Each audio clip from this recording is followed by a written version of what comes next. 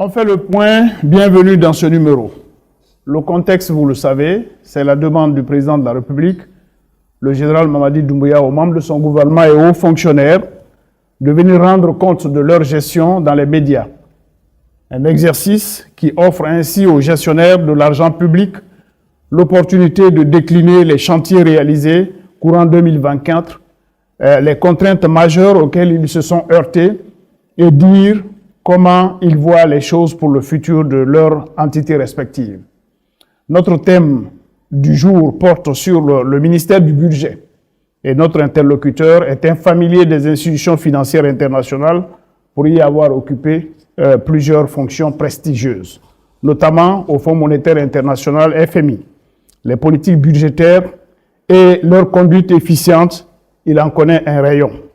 C'est M. Fassine Silla, ministre du Budget, que nous recevons. Bonjour, Monsieur le ministre. Bonjour. Bonjour, Alpha Ousmane Diangolo Bari. Bonjour, Khalil. Alpha Ousmane Diangolo Bari Bonjour, anime ce plateau avec moi. Et bienvenue à nos aimables téléspectateurs. Monsieur le ministre, dans la loi des finances rectificative, LFR 2024, le ministère du Budget a bénéficié d'une enveloppe de près de 409 milliards. Quelles ont été vos réalisations majeures? Je précise que vous êtes le chef d'orchestre, l'architecte du budget national, ça on en parlera tout à l'heure, mais votre dotation budgétaire au titre du ministère du Budget. Merci beaucoup. Je suis très content de me soumettre à cet exercice républicain qui tient à cœur le président de la République, le président Mamadi Doumbouya. Et c'est avec plaisir que je m'y soumets et je suis prêt à répondre à toutes vos questions. Pour répondre à celles que vous venez de poser, le budget de mon ministère est un budget qui n'est pas très significatif dans la masse, parce que nous ne sommes pas un département sectoriel, nous sommes un département transversal, ce qui fait qu'on n'a que 400 et quelques milliards. Et sur ces 400 et quelques milliards, le taux d'exécution est de 92% grâce à nos réalisations en termes d'infrastructures et d'investissements. Les infrastructures, les investissements, on en a une idée. Vous avez conduit beaucoup de réformes par ailleurs. Il faudra peut-être en parler, profiter de cet aspect pour en parler un peu. Vous savez, avant d'arriver à ce point, je dois vous dire que mon ministère est en charge de tout ce qui est réalisation des recettes de l'État et de l'exécution des dépenses budgétaires de l'État. À ce titre, le ministère fait la conception du budget de l'État, l'exécute et s'en assure le bon fonctionnement.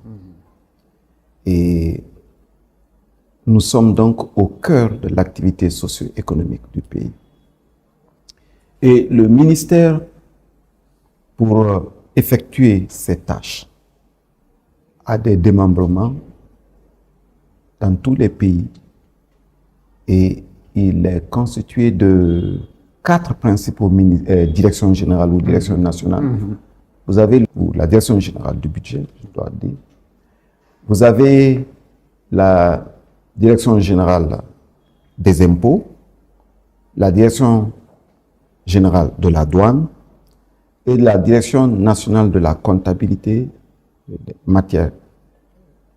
Vous avez aussi la direction nationale du système d'information. C'est tous ces démembrements qui constituent l'ensemble de mon ministère. Et ces directions générales et ces directions nationales ont également leur démembrement dans toutes les préfectures du pays, les 33 préfectures et dans les gouvernements. Et c'est ainsi que, dès que j'ai pris fonction, étant un peu quelqu'un qui vient de l'extérieur, bien sûr, mon premier devoir a été de visiter le pays, l'intérieur du pays. Comme le dit un de mes collègues du gouvernement, je suis venu du Fonds monétaire international au fin fond de la Guinée. Oui, tout à fait. Donc, j'ai fait presque la grande ligne qui quitte Conakry jusqu'à Zo en voiture. Ouais. Et pendant cette tournée, je me suis rendu compte de l'importance de la décentralisation et des actions que nous posons ici dans nos ministères. Et c'est pendant cette tournée aussi que j'ai su que, on le dit souvent, mais on ne se rend pas compte, la Guinée ne se limite pas à Conakry. C'est quand vous allez à l'intérieur du pays, vous voyez l'importance du pays et surtout une vibrance économique qui est vraiment importante. Importante. Ouais. Et c'est en ce moment que j'ai décidé, avec mes collègues, de tout faire pour que nos investissements qui sont dans ces régions, dans ces préfectures, soient renforcés.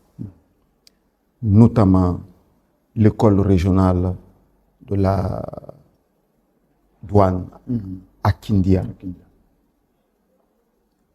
Du moins, c'est la direction régionale à Kindia.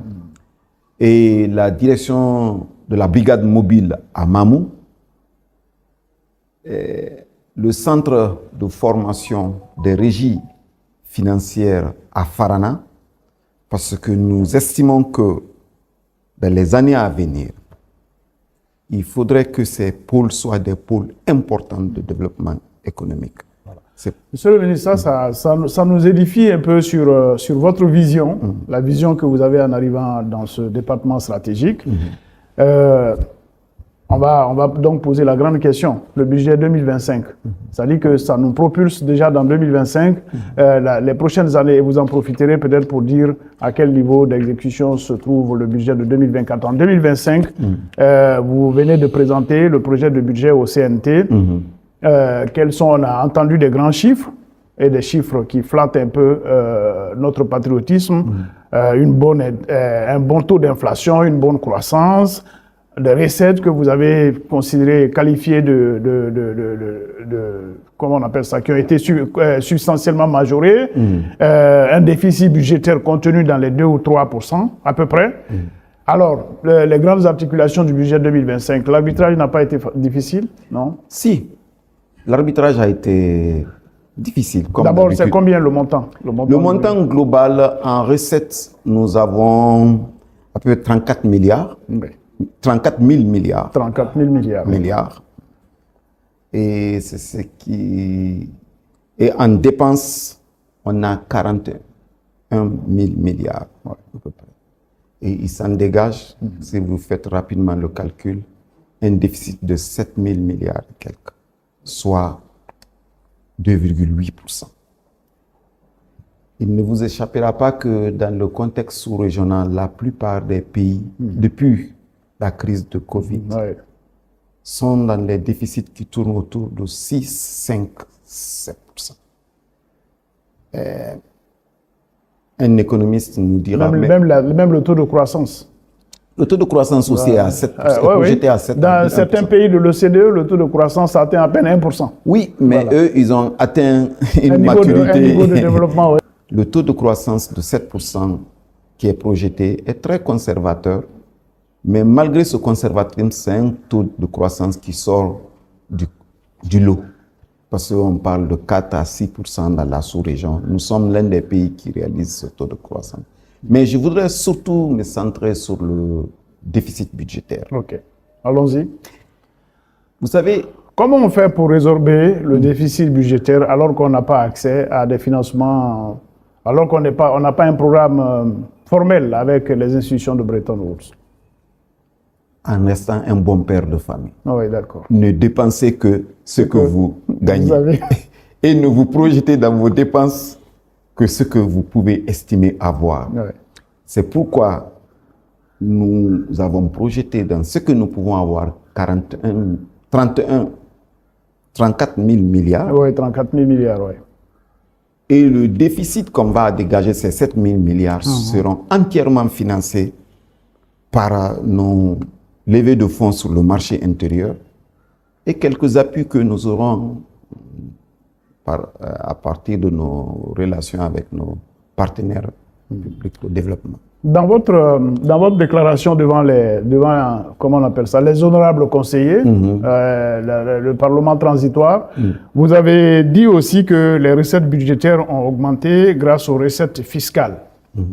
Alors, pour un profane, on se demande quels sont les segments sur lesquels vous avez travaillé, vous et vos experts, pour obtenir ce résultat. Ouais. Parce que le budget est en augmentation par rapport à celui de l'année dernière, dont vous allez probablement parler. On était à 30 000 milliards en 2024 dans la loi des finances rectificatives 2024. On passe à 34 000 milliards. Et on a une augmentation d'à peu près 12%. Cette augmentation vient essentiellement des recettes fiscales. On a deux types de recettes dans notre ministère. C'est les recettes douanières et les recettes des impôts de la Direction générale des impôts. Ces recettes qui viennent de la Direction générale des impôts, on les appelle recettes fiscales, s'appuient essentiellement sur tout ce que nous engrangeons comme fiscalité sur les compagnies minières, sur l'activité économique, et il n'y a pas eu une évolution majeure en matière de cette assiette fiscale. Mais ce qui a changé, c'est comment nous collectons et comment nous sécurisons. Oui, tout à fait. En faisant une de nos réformes majeures qui est la digitalisation. Oui. Et dans ce sens, on a mis en place et on est en train de déployer petit à petit cet instrument que nous appelons système d'administration de la fiscalité administrative guinéenne, SAFIC 2. Oui, SAFIC 2. Et ce SAFIC 2, ça existait dans sa phase initiale comme soubassement. Oui. Mais maintenant, on est passé à une phase supérieure qui est l'édification même de toute la structure. Et cette réforme majeure va nous faire bondir en matière de digitalisation du système de collecte des recettes fiscales. Tout l'objectif est de diminuer le facteur humain dans la collecte. Dans la collecte. C'est là où il peut y avoir la collusion, les détournements, ainsi de suite. Ouais. Mais quand on s'achemine vers cette digitalisation avec le e-tax, ça diminue beaucoup les risques de facteurs humains. Voilà. Maintenant, Monsieur le ministre, j'ai peut-être une petite question par rapport à ça. Quand le Guinéen moyen, le Guinéen lambda, apprend que l'État est en train de gérer de façon rigoureuse les recettes publiques, l'argent public, tout de suite, le Guinéen lambda se pose la question, mais quelle incidence ça va avoir sur mon niveau de vie, sur mon pouvoir d'achat? Parce que demain, il faut que l'enfant aille à l'école, demain, il faut que madame aille au marché Madina ou à Avaria pour pouvoir habiller les enfants, pour pouvoir trouver à manger pour la famille. Quelle incidence cette augmentation des recettes fiscales peut avoir sur le pouvoir d'achat du Guinéen moyen? Avant de parler du pouvoir d'achat, parlons déjà des conditions de vie et du fonctionnement de l'État. L'État a l'obligation de faire des routes. Évidemment, il peut se faire aider par ce que vous faites d'ailleurs déjà assez bien d'ailleurs. L'État, merci beaucoup. L'État a l'obligation de payer les fonctionnaires et d'assurer la sécurité en payant les forces de défense, les armes. L'État a l'obligation d'assurer la fourniture de l'électricité dans notre contexte. Et c'est ce que nous faisons. L'État a l'obligation de garantir la qualité et la fourniture des soins de santé. C'est ce que nous faisons à travers les hôpitaux. L'État a l'obligation et le devoir de fournir les services de scolarité et de faciliter l'accès à l'éducation. Et c'est ce que nous faisons. Et tout ceci se fait, tout ce que je viens d'énumérer se fait en s'appuyant sur nos propres efforts de mobilisation de ressources internes. Donc, quand les ressources internes croient, ça donne de la marge budgétaire à l'État de financer ses actions. Et parmi ces actions que j'ai oubliées, qui sont le paiement des bourses des étudiants Oui, tout à fait. à l'étranger comme ici. Donc, tout ce que l'État fait, il le fait à travers la mobilisation. Par exemple, de la ses subvention à l'électricité, ça fait 3 000 milliards. Hein. C'est l'un des postes budgétaires les plus difficiles. Monsieur, vous me donnez là une raison d'être un peu triste.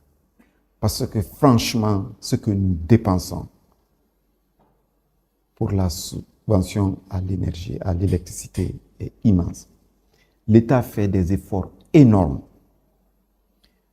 Voyez-vous, normalement, la fourniture de l'électricité, c'est un service marchand.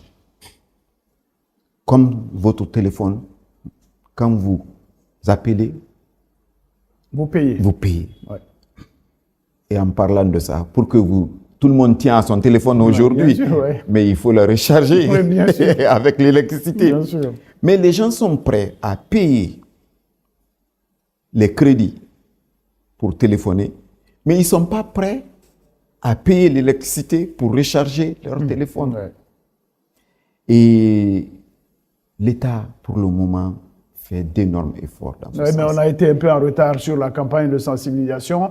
Et puis les EPA, les entités publiques, le gouvernement même était obligé de poser le problème. C'est que parfois nos entités publiques sont très mal gérées. C'est un peu aussi ça le paradoxe. Je ne vais pas aller jusque-là. Mais Non, ce que je peux dire, c'est constater les efforts de l'État.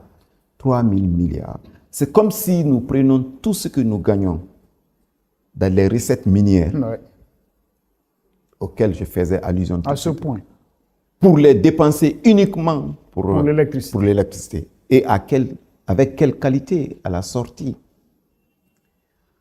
Mais ceci n'est pas un effort que seul l'État peut faire. C'est doit être le comportement de toute personne qui vit sur ce territoire et qui se dit surtout citoyen. Ces questions interviennent parce que vous avez un ministère transversal. Exactement. Donc, ça vous donne la légitimité de parler de toutes les questions qui concernent l'économie nationale. Soit dit en passant, vous pouvez... Merci beaucoup. Voilà. Et donc, quand je parlais d'assurer le suivi du budget, je parlais surtout de l'équilibre, des équilibres budgétaires.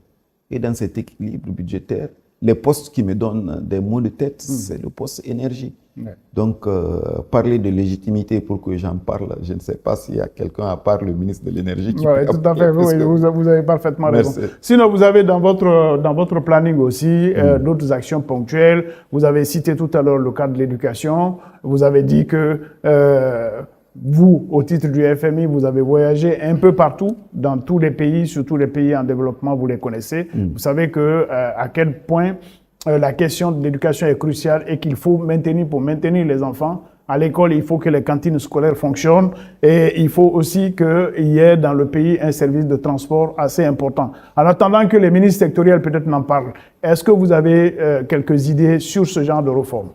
Tout à fait. Dès que le Premier ministre Amadou Ouriba a pris fonction et que son gouvernement a été constitué, l'un des objectifs qui s'est assigné, c'était la réduction des coûts de la vie et l'allègement du panier de la ménagère. Et dans ce cadre, un task force a été constitué et ce task force, j'en étais responsable. Il nous avait assigné un certain nombre de missions, et parmi lesquelles faire en sorte que les cantines scolaires soient fonctionnelles de nouveau et que les bus que nous avons commandés soient payés pour faciliter la mobilité. Ceci a été fait et prochainement nous aurons ces bus ici. Il était temps, Monsieur le ministre. Et subventionner le coût d'achat des fournitures scolaires, ceci a été fait. Et faire en sorte que le port de Conakry fonctionne H24 pour faciliter la circulation des marchandises. Oui.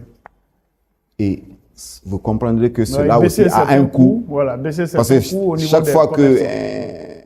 qu'un bien est stocké au port, là-bas, il y a des surstaries. Donc, et c'est le consommateur qui paye in fine. Donc, si le port de Conakry, par exemple, fonctionne H24 et que nous avons pris les dispositions, cela aussi réduit les coûts de la ménagère. Et il y a beaucoup d'autres activités que je ne peux pas citer ici. Mais je me permettrai aussi du côté des fonctionnaires, la révolution Oui, tout à fait. qui a été faite avant d'arriver au salaire. Mais quand un salarié tombe malade, pour se soigner, c'est un problème, surtout un salarié de la fonction publique. Et ça a été une action majeure que le président de la République a tenu à poser avec la participation à 18% de la contribution de l'État à la Caisse nationale de sécurité de prévoyance sociale. Ouais. Et pour vous donner en termes de valeur absolue ce que ça fait, avant l'État ne contribuait que 4 milliards par an. Maintenant, on est à 120 milliards par an. Pour que quand les fonctionnaires tombent malades, ils puissent se faire soigner. Évidemment, on peut se dire que bon, nous ne voyons pas tout ça, mais c'est des mécanismes qui se sont mis en place cette année et nous faisons tout pour les opérationnaliser. Et je suis sûr que dans 3 à 4 mois, ces actions-là vont devenir des routines et on passera à d'autres réformes. Monsieur le ministre, c'était la première partie de cette émission. Et il y a une autre partie qui va arriver. On l'a dénommé le face-à-face.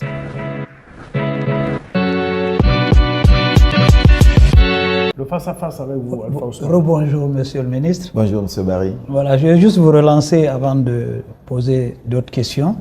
La digitalisation est un outil de performance, on le sait. Facilite-t-elle la transparence aussi et la lutte contre la corruption? Tout à fait.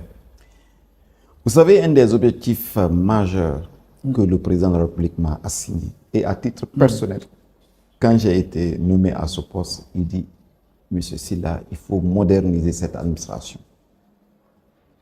Et j'ai tenu à cœur cet objectif.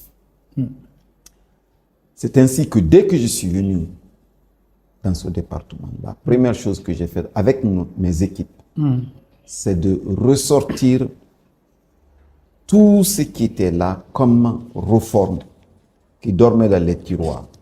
Je n'ai rien inventé. Les gens avaient fait un super boulot. Il s'agissait tout simplement de les exécuter. C'est ainsi que nous avons mis sur les rails la réforme sur la mobilisation et la sécurisation de la collecte des impôts à travers l'instrument SAFIC 2, qui va complètement révolutionner le système de collecte des impôts dans notre pays. Le système est déjà en marche. Il est en marche et il sera déployé de façon progressive pour atteindre son pic en 2026. Mais 2025 sera l'année cruciale. Et d'ailleurs, dès 2024, sa mise en œuvre nous a permis d'engranger beaucoup de recettes. C'est pourquoi on est arrivé jusqu'à 92% de nos objectifs en matière de fiscalité. Ça, c'était en novembre. Donc, si on ajoute le mois de décembre, les performances de décembre, on risque d'atteindre. On compte atteindre nos objectifs. Les 8%, quoi. De l'année 2025. 24. Comment vous allez vous y prendre avant la fin de l'année? Ben, les services sont déployés et nous allons renforcer la mobilisation dans ce sens. Donc, ce n'a pas été la seule réforme. Du côté de la douane, nous avons renforcé la plateforme GUSEC unique qui s'appelle GUSEC et le système Sidonia. Et c'est vrai qu'il y a des facteurs humains. Et c'est ce qui fait que nous faisons tout pour éliminer les facteurs humains. Parce que ce facteur humain est le plus grand risque en matière de gestion des recettes. Tout à fait. Du côté du budget, c'est-à-dire du côté des dépenses, parce qu'une chose est de faire des réformes pour lever les ressources. Il faut faire les mêmes réformes digitales en matière de dépenses. Je vous ai tantôt parlé de ma tournée à l'intérieur du pays et l'importance que ce gouvernement attache à la décentralisation et dans son effectivité. Tout récemment, nous avons lancé un outil formidable qui s'appelle SONEA, un outil de gestion budgétaire au niveau des 33 préfectures et des 8 régions. Désormais, ces préfectures ne vont plus attendre 6 mois pour voir leurs dépenses effectuées à travers les ministères qui sont à Conakry. Ça sera en instantané. Justement, c'est la question que je voulais vous poser, parce que vous avez parlé de décentralisation. Il faut la déconcentration. Tout à fait. La déconcentration, c'est de transférer les moyens. Oui. Avant, il y avait le trésor public à l'intérieur du pays. Je ne sais pas quelle est l'institution qui s'occupe de ça aujourd'hui. Il y a tous les démembrements de tous les ministères dans nos régions. Donc vous êtes en phase d'installation de la déconcentration totale. Tout à fait. Ok. Et le Premier ministre, M. Amadou Ouriba, a tenu à ce que 20% de tous les budgets de fonctionnement des ministères soient dédiés aux préfectures. 20%. Mais pour le faire, il faut un instrument efficace. Il faut transformer, tout à fait. Avant M. Barry, ces préfectures peuvent attendre 6 mois avant de recevoir leur budget. Avec SONEA, comme son nom l'indique, les choses vont être très rapides. Et ça va être instantané. Et ça justifiera la présence de ces structures à l'intérieur du pays. Sinon, nous affectons les cadres là-bas, ils sont là. Ils s'ennuient, se tournent les pouces. Bon, ils font autre chose. D'accord. Vous avez parlé tout à l'heure des différentes directions, direction nationale du budget, des impôts, de l'information. Ce qui attire mon attention, c'est les douanes.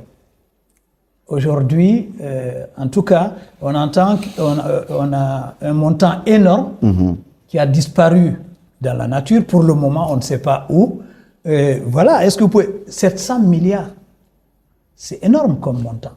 Vous avez tout à fait raison, M. Barry. Comment ça va se passer concrètement? Vous avez tout à fait raison. Et ça, c'est une question qui est cruciale. Je vous parlais tantôt d'une chose qui est de mobiliser les recettes, mais autre chose de les sécuriser. Et dans toutes les réformes de digitalisation que nous menons, nous essayons d'éliminer le facteur humain. Parce que ce facteur humain est le plus grand risque. Qu'est-ce qui s'est passé à la douane?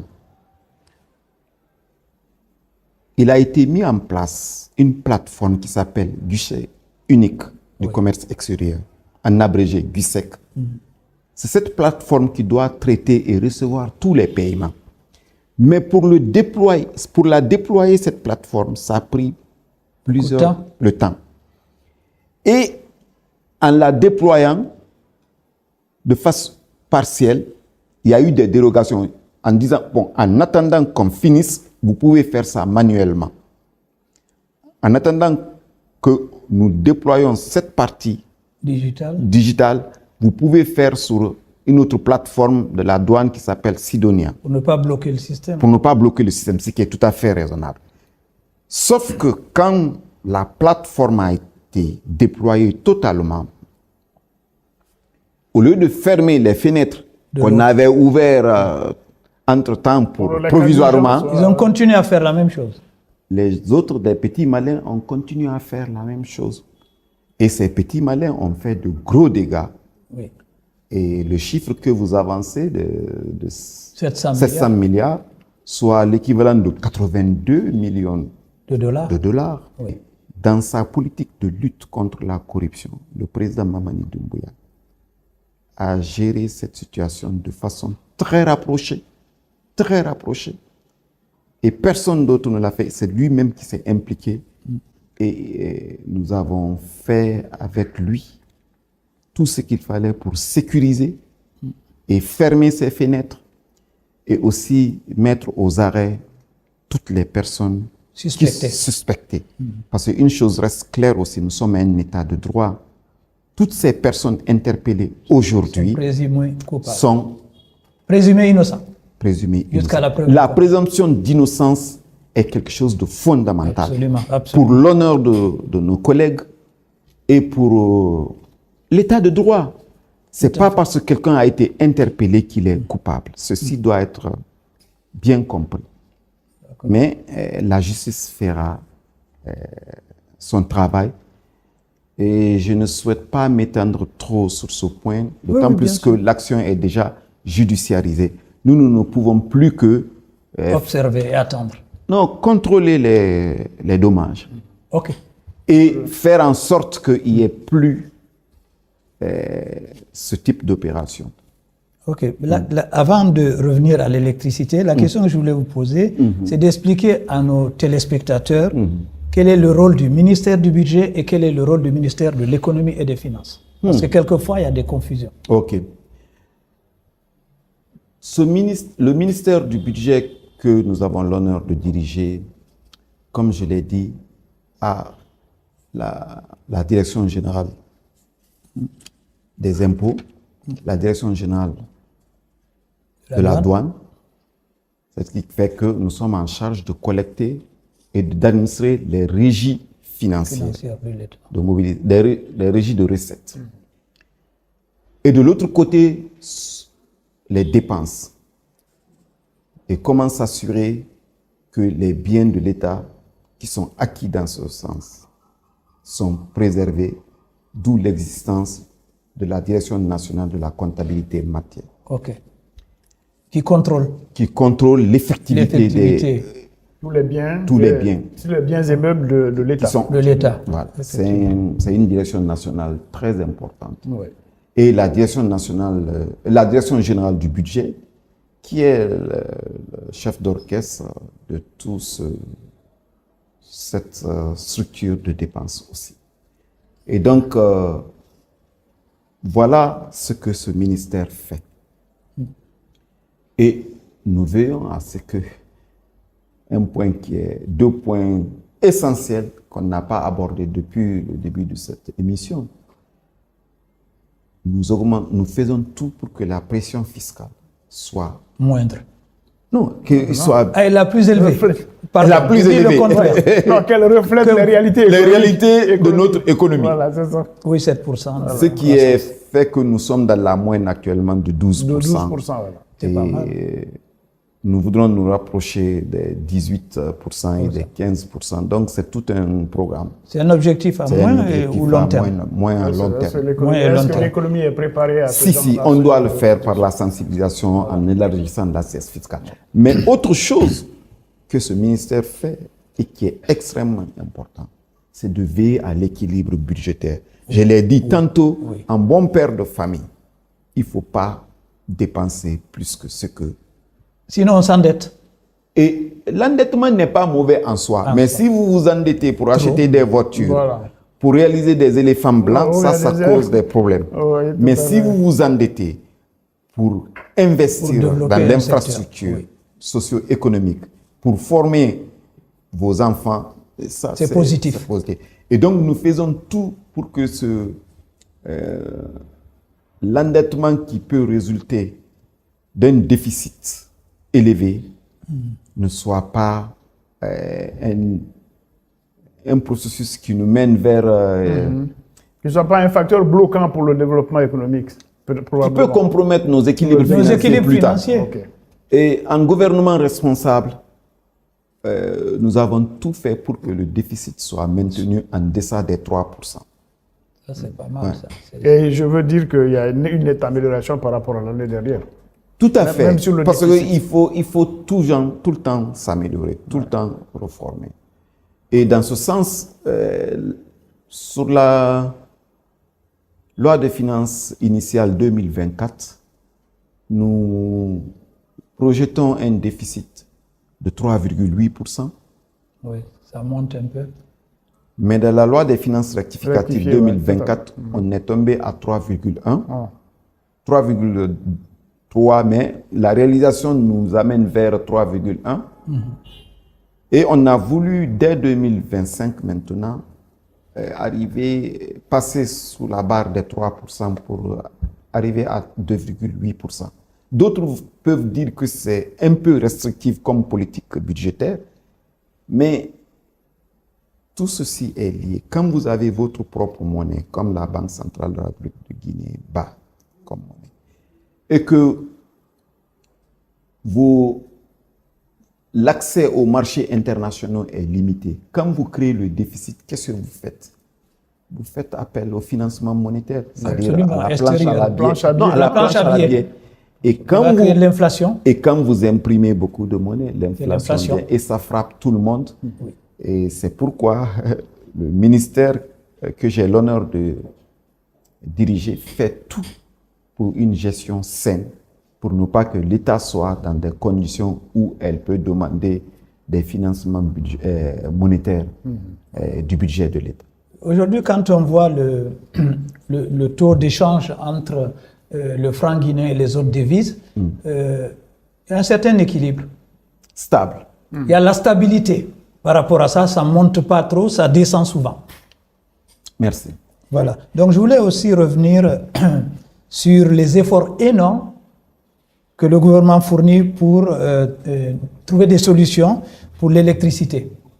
Pour que les consommateurs, est-ce que vous envisagez des solutions, à part le prépayé, pour que les consommateurs payent des factures raisonnables? Est-ce qu'il y a une politique de sensibilisation qui va être mise en place pour apprendre aux ménages à éteindre une ampoule, à ne pas consommer, etc., etc. Parce que moi, je vois quelquefois dans l'éclairage public, c'est allumé jusqu'à 10h, 11h. Juste sur l'éclairage public, parce que cet aspect pédagogique relève beaucoup plus du ministère de l'Énergie. Évidemment. Voilà. Comme mon ministère est transversal, nous recevons les impacts financiers. Mais ce n'est pas nos ressources, c'est les ressources de tous les citoyens. Tout à fait. Et donc, tout ce que je peux faire en attendant l'arrivée de mon collègue en charge de l'énergie sur ce plateau, c'est de faire appel à tout le monde que l'énergie, c'est un bien marchand. Faut gérer. C'est un bien marchand comme la téléphonie. Et je suis sûr que nous ferons comme les autres pays. Le Guinéen n'est pas différent du Sénégalais, de l'Ivoirien, du Burkinabé. Toutes ces populations payent leur électricité. Nous aussi, on paiera arriver à un moment. Mais les moyens pour le faire, ça, je laisse ça. Ailleurs, on les aide même à ne pas gaspiller l'énergie. Tous ces aspects vont être abordés par mon collègue de l'énergie. Avec votre permission, vous allez écouter certains de nos compatriotes qui ont choisi de vous poser certaines questions qui les préoccupent. Et vous allez les écouter et apporter votre réponse.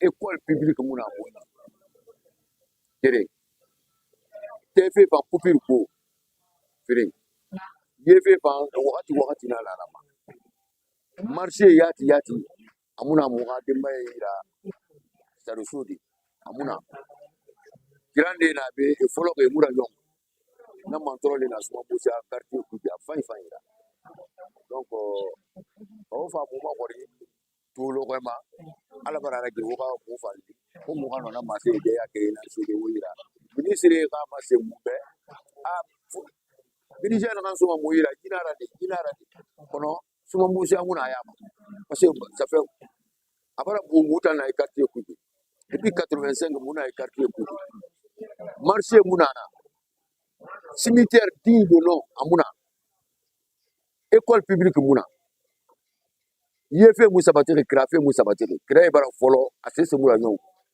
mu fa kulon fa sena kan ne fa retardé donc kawo passé so muira muta na masi na la sale la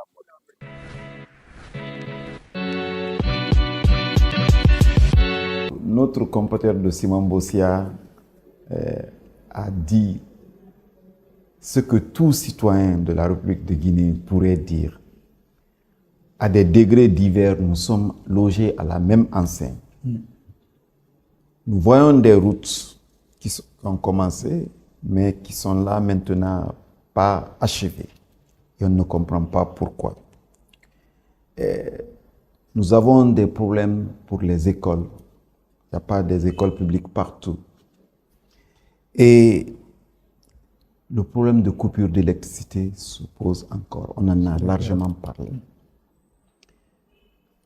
Des infrastructures socio-économiques telles que les marchés, les cimetières, c'est des préoccupations fondamentales de nos citoyens. C'est pourquoi quand vous prenez notre budget 2025, il est totalement aligné sur le programme Simandou 2040. Et tous ces aspects sont pris en compte et avec des priorités pour chacune de ces composantes. Cela dit, nous avons deux problèmes majeurs. Un problème de mobilisation des recettes. Parce qu'on a beau faire des progressions de 12%, il y a de la marge encore. Nous devrons mobiliser plus de ressources pour faire face aux besoins de financement qui sont cités par mon compatriote de Simon Bossia. Il y a deux façons de financer ces investissements. La mobilisation interne d'abord des ressources, et c'est ce que nous faisons. Tout ce que nous avons discuté depuis le début de l'émission, ces efforts tendent à cela, augmenter les recettes. Mais nous avons besoin aussi de l'appui extérieur pour mobiliser plus de ressources financières. Ça, c'est le premier problème. Deuxième problème, une fois qu'on a pu mobiliser les ressources, on a pu résoudre ce premier problème, comment dépenser efficacement. Et ça pose toute la problématique de l'amélioration de la capacité d'absorption de l'État. Vous me présentez, en tant que ministre du Budget, la réalisation d'une route. Et il se trouve que même les études de faisabilité de cette route ne sont pas faites. On l'inscrit dans le budget, les allocations budgétaires sont là, mais ce n'est que quand on est avancé dans le processus budgétaire qu'on commence à faire ces processus. La même chose pour les écoles ou pour toutes les infrastructures. Donc, c'est une des faiblesses majeures de l'administration guinéenne, de beaucoup d'administrations, mais surtout de notre administration. Et on se doit la vérité aux citoyens. Les ressources et les moyens existent, mais comment les déployer, c'est là où tout le problème... Et dans la transparence. Et dans la transparence, cela va de soi. C'est là où se pose toute la problématique. Tout à fait. Augmenter notre capacité d'absorption. Et ce point est extrêmement important. Parce que même si nous avons, à travers la réalisation des projets pharaoniques et gigantesques, comme on peut trouver tous les superlatifs, et ces superlatifs, le projet Simandou les mérite, même si on a toutes ces ressources pour ce projet Simandou, si nous ne nous reformons pas, si nous n'améliorons pas nos capacités d'absorption, on aura des ressources et on n'aura rien. Pour être terre à terre, c'est comme ce que Bob Marley disait, que dans l'abondance de l'eau, le fou aura toujours soif. Même si vous avez des ressources, si vous ne savez pas les utiliser, ça aboutira à la dilapidation et à la gabegie et à la création d'éléphants blancs. C'est pourquoi cette administration à laquelle j'ai l'honneur de faire partie, nous devons tout faire pour nous reformer, pour améliorer nos qualités et nos méthodes de travail. Et en cela, il ne faut pas être révolutionnaire. Il faut tout simplement faire ce qui doit être fait. À notre propre niveau, au ministère du Budget, depuis que je suis venu, il y a une pratique que j'ai instaurée. La pratique de zéro paraffeur. Elle est extrêmement importante. Et d'autres diront révolutionnaire. Pourtant, c'est un petit geste. Mais significatif. Personne ne doit laisser un parapheur dormir dans son bureau Pas signé. et partir, aller se coucher tranquillement. De ce parapheur dépendent la vie de beaucoup de vos concitoyens. Absolument. De ce parapheur dépend la réalisation de plusieurs projets. De ce parapheur dépendent le niveau de satisfaction de nos citoyens. Et de ce parapheur dépend le niveau de satisfaction des citoyens vis-à-vis de notre président. Ouais, absolument.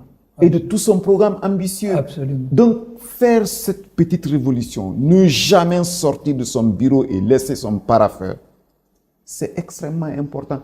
Et, M. Barry et M. le journaliste, cette pratique enlève souvent à plusieurs pratiquants de trafic d'influence ou de trafic de tout genre, de dire que le parapheur est chez le ministre. C'est un vocabulaire qui est complètement exclu. Le ministre, quoi. C'est un courant, est galvaudé même. Chez nous, au ministère du Budget, ce vocabulaire-là n'existe plus. Vous ne pouvez pas dire qu'un parapheur est chez le ministre. Et derrière ce geste simple, il y a l'engagement personnel. À savoir que vous êtes ministre de la République, pas pour faire de la représentation, mais pour vous asseoir et travailler sur le secteur prioritaire. Votre travail, comme l'enseignant doit être en classe, Tout à fait. Le médecin à l'hôpital. le médecin à l'hôpital, Ouais. le ministre que je suis, je dois être derrière mon bureau et évacuer tous les parapheurs. Une fois que j'ai fait cela, je peux aller inspecter mes services, voir ce qui se passe et aller jusqu'à Zo pour visiter ce qui se passe sur le terrain. Monsieur le ministre, on est là dans la dernière dizaine de minutes de notre émission, de notre temps d'antenne. Alpha Ousmane, vous parliez tout à l'heure d'une question que vous vouliez poser dans le face-à-face. Est-ce que vous pouvez la poser maintenant? Voilà, je vais, pour ne pas l'encombrer, je pose deux questions, mais qui ne vont pas l'obliger à être trop long. Ok. On a parlé de l'éducation, des secteurs prioritaires de l'État. Je voudrais, monsieur le ministre, que nous parlions de l'eau. Nous sommes le château d'eau de l'Afrique de l'Ouest. Vous allez dans certains robinets, vous tournez le robinet, l'eau ne coule pas. Est-ce que le gouvernement a entrepris de faire des choses pour régler définitivement le problème de l'eau, de la distribution de l'eau? La dernière question, c'était quelle solution pour régler le problème des déchets de toutes sortes, des déchets plastiques, ménagères, solides et liquides, sachant qu'une société spécialisée peut ramasser les ordures, les transformer en gaz, en engrais et en énergie. Je pense que ce projet-là existe depuis très longtemps, mais pour le moment, qu'est-ce que vous en faites? Rassurez-vous, votre collègue reviendra beaucoup plus en détail sur ces questions, parce que la salubrité relève du ministère de l'administration du territoire. Voilà. Merci et l'eau beaucoup. du ministère de l'hydraulique. Oui, mais il peut dire correctement, vous êtes correct dans ce que vous dites. Et ce que je peux dire en tant que membre du gouvernement, et donc solidaire de mes collègues en attendant qu'ils viennent ici, depuis un certain moment, depuis plusieurs décennies même, le secteur de l'eau a été négligé. le projet eau. Et ce qui fait que bon an, mal an, on passe tout le temps à taper sur la pauvre SEG et on ne lui donne pas les moyens. Mais, depuis l'arrivée aux responsabilités du président Mamadi Doumbouya, ce projet, ce secteur a été mis au cœur des priorités. C'est ce qui fait que les premières démarches que nous avons eues avec nos partenaires, notamment la Banque mondiale et autres bailleurs de fonds, y compris l'Inde, et ça je peux vous le dire en tant que gouverneur pays pour la Banque mondiale, nous aurons l'un des plus grands projets de l'ordre de 400 millions de dollars pour le secteur de l'eau à partir de cette année. Et les dispositions administratives sont déjà prises. Il ne reste plus qu'à déployer. Mais mes collègues vous parleront de ce projet. ce projet aussi va impacter significativement ce secteur. Et ce secteur n'a jamais eu à bénéficier d'un tel apport. Le deuxième volet de votre question, la gestion des déchets. Vous savez comment on définit un État failli? Les premiers signes, c'est un État qui n'arrive pas à assurer la gestion de ces déchets. Et après, la sécurité. Heureusement, Dieu merci, nous ne sommes pas à ce stade. Notre sécurité, aujourd'hui, on peut dormir tranquille. Mais l'affaire de déchets est quelque chose de très important. Monsieur Barry, votre question me donne l'opportunité de faire un appel à nos concitoyens. Dans ce pays, on a invisibilisé la saleté. Oui.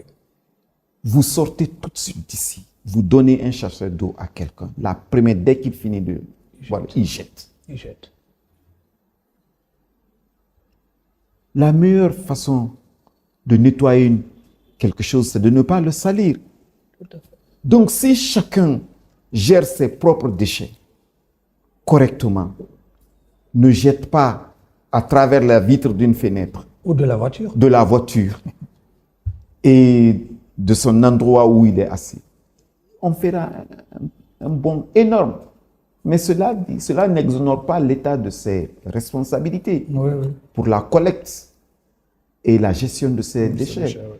Et l'occasion que vous me donnez, en attendant que mon collègue du MATD soit là, une des décisions phares que le président a eu à prendre ces derniers temps, c'est pas connu, j'en profite pour l'annoncer, c'est de mettre au cœur de la gestion de ces déchets les nouvelles collectivités décentralisées. On vient de créer 33 délégations spéciales à Conakry. Oui. La décentraliser, vraiment. C'est pas pour c'est pas pour de la représentation ou de la figuration. Ces délégations doivent travailler. Et le travail qu'elles doivent faire, on doit leur donner des moyens. C'est pourquoi vous verrez tout de suite quand vous sortez que la plupart des bennes à ordures qui étaient là, ça et là, dispersées, on ne sait même pas dans les mains de qui, sont dans les mains aussi de ces délégations régionales aujourd'hui. Aujourd'hui, c'est positif. Et on ne s'arrête pas là, on va leur donner des moyens. C'est minimum 3 milliards de nos francs guinéens qui sont affectés à ces collectivités par mois. Par collectivité ou à l'ensemble des... À l'ensemble, rien que pour Conakry. Ok, d'accord. Ok. Rien que pour Conakry. Et donc, on va aller avec cette phase et on va mobiliser toutes les bonnes volontés pour que notre Conakry soit propre. Et après ça, aller à l'intérieur du pays. C'est ce que je pouvais dire sur ce sujet. Non, on n'est plus très loin. On n'est plus très loin de la fin de cette émission. Vous êtes gouverneur pour la Banque mondiale de la Guinée. Quels sont, selon vous, puisque tout le monde est unanime à dire que les chiffres de notre économie s'est montrée résiliente. D'abord, une question assez simple. Jusqu'à quand notre économie va être résiliente, surtout qu'on ne dépend que des mines? Et gouverneur pour la Banque mondiale, quelles peuvent être les pistes de réforme pour la Guinée sur les prochains mois et les prochaines années? Merci beaucoup. Si je comprends bien votre question, nous gérons bien actuellement notre économie et nous faisons des efforts internes pour assurer l'équilibre macroéconomique. Et au-delà, est-ce que nous avons des apports externes? On en a, mais pas suffisant. Pas suffisant. Et c'est pourquoi, bien que comptant sur nos propres efforts, nous avons l'appui et nous sollicitons l'appui de beaucoup de nos partenaires, surtout les institutions de Bretton Woods. Et cela va se faire à travers notamment la réalisation ou la rentrée en programme avec le FMI prochainement. Mon collègue du ministre de l'économie et des finances, qui est gouverneur pour le FMI, va en parler quand il va passer. C'est une directive du Premier ministre et les plus hautes autorités sont engagées dans ce sens. Et d'ailleurs, ce n'est même pas quelque chose qu'on nous impose, c'est nous-mêmes qui le voulons. Parce que voyez-vous, tout le monde nous dit, mais écoutez, vous faites tellement de réformes. Pourquoi vous n'engagerez pas un dialogue avec les partenaires extérieurs pour que ces réformes soient aussi financées et qu'ils vous accompagnent? On dit, pourquoi pas? Et c'est là où on en est. Et on va tout mettre en œuvre pour que ces réformes continuent et continuent à être appuyées par nos partenaires. Et ceci est d'autant plus important que si on se projette en 2026, 2027, avec l'arrivée des premières recettes du projet Simandou, c'est maintenant qu'il faut commencer à se préparer à bien gérer. Et nous nous apprêtons pour cela. En termes de conclusion, quelle est l'idée majeure qui vous vient au pif comme ça en tête? Ce que je peux dire, c'est d'appeler mes concitoyens à de la responsabilité. Quand je dis concitoyens, ceux qui sont chargés de la gestion des biens de l'État, comme les autres citoyens, de s'approprier de tout ce qui est chose publique, y compris les recettes de l'État, mais les dépenses aussi de l'État. Merci beaucoup. Merci beaucoup, Monsieur le ministre. Merci d'être passé. Merci. Sur ce plateau, nous avons reçu le ministre du Budget, Monsieur Fassine Sylla. Vous êtes aux responsabilités il y a moins d'une année, hein, c'est Merci ça? beaucoup. Merci beaucoup. Alpha Ousmane Diangolo Bari a conduit ce débat avec moi. Ibrahima Khalid a quitté par ici. Merci, tout le plaisir a été pour nous. À très vite.